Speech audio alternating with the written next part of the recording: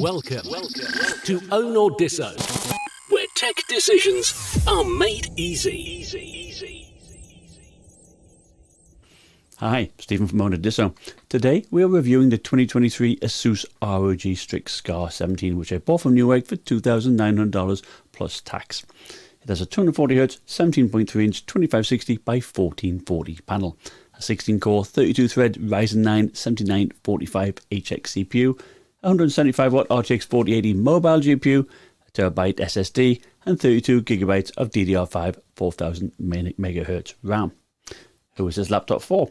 Well, the 7945HX CPU is up there with the best you can get for both gaming and productivity.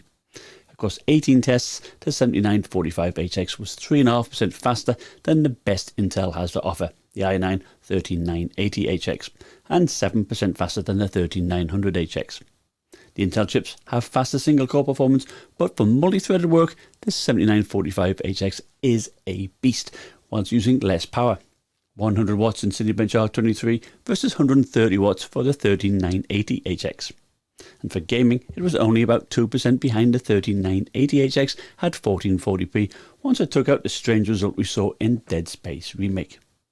For some reason, this game was struttering like crazy. Down here.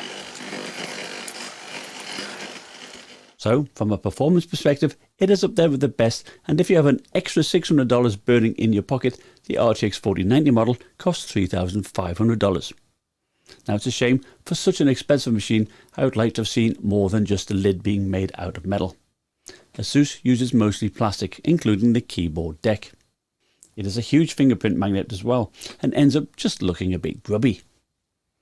Now, I did like the keyboard. The keys do have 2mm of travel, and are per key RGB.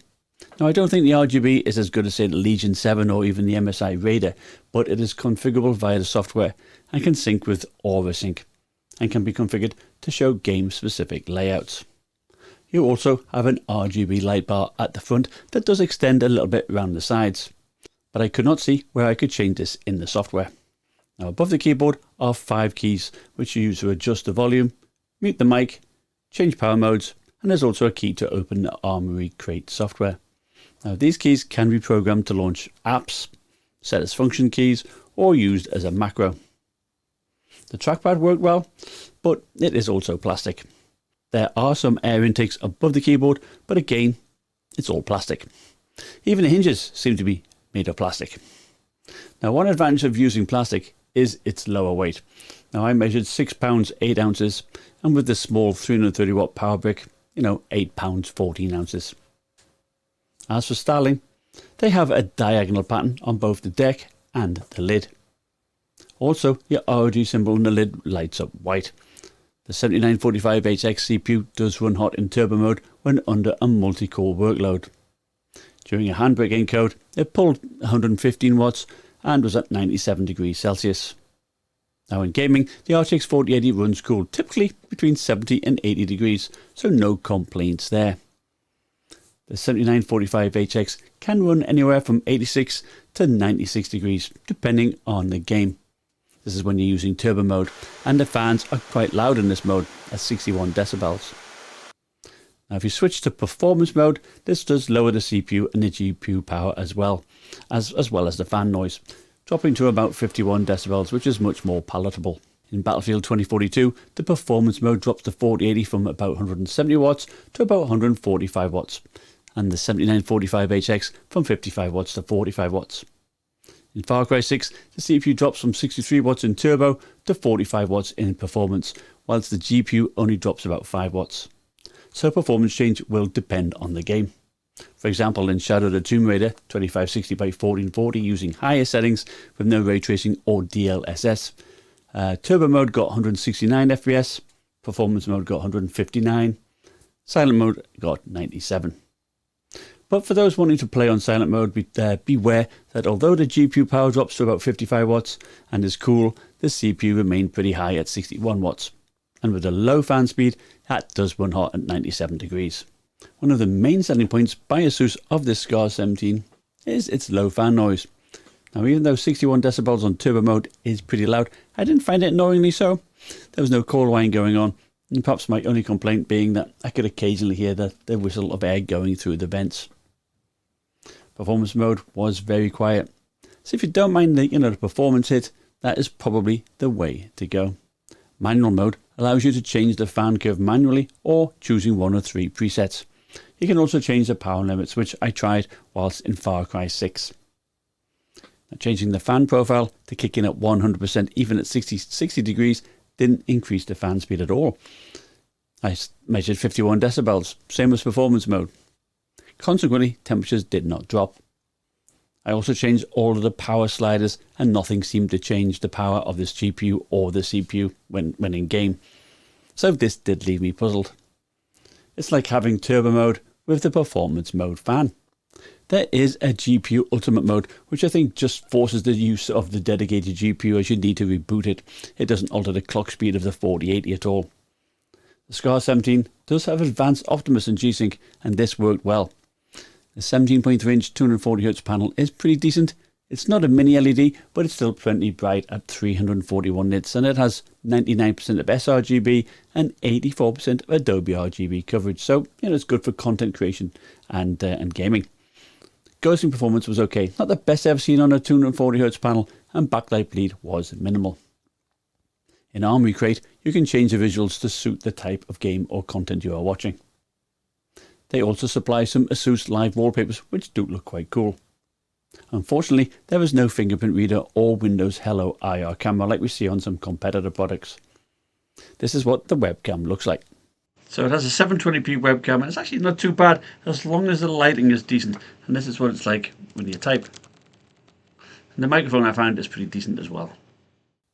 The underside is made of plastic, but you do have some good air intakes. And on the rubber feet, you have "For those that dare" and "Back on top" written, which is a little bit cheesy. The speaker grills fire down at the front and are pretty loud at 81 decibels, and are helped with Dolby Atmos software. Now take note, the screws at the front are smaller, so make sure you keep track of where they go. When you do pop it open, be careful of the light bar ribbon cables. The 90 watt-hour battery lasted me about 2 hours 40 minutes streaming YouTube at 50% brightness, with all of the battery saving features activated. Now I was hoping for longer since it is a Ryzen machine, but I suspect you do need an HS chip rather than the HX to get better runtimes. You do have 2 M.2 slots. The one included runs plenty fast with 6,500 megabytes per second read and nearly 5,000 megabytes per second write. You can upgrade the RAM to 64 gigabytes should you wish. Now they do have liquid metal on both the CPU and the GPU and use a vapor chamber, which provides, so to say, 43% more thermal coverage. Each fan has 84 curved blades and hot air is pushed out of 4 heatsinks in a typical setup. So, unlike the Alienware M16, which has a large heatsink on the left, or the MSI Titan, which has a large heatsink at the back, this does allow for ports to be placed at the back and around the sides.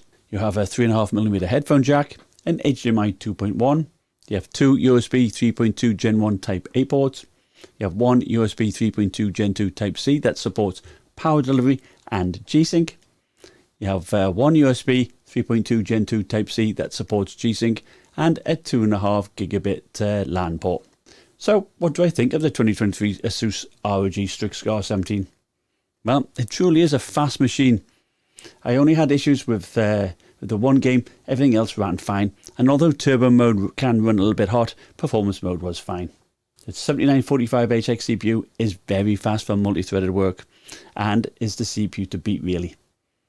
I just wish more manufacturers were going to use it. So far I think we've got ASUS, we've got Lenovo and we have Alienware. I think for $3,100 after tax, it is a bit expensive though, especially for a laptop that's made mostly of plastic and it has no Windows Hello or a 1080p webcam. I do like the small power brick, and I also like that it can be charged via USB-C, and also it has advanced Optimus.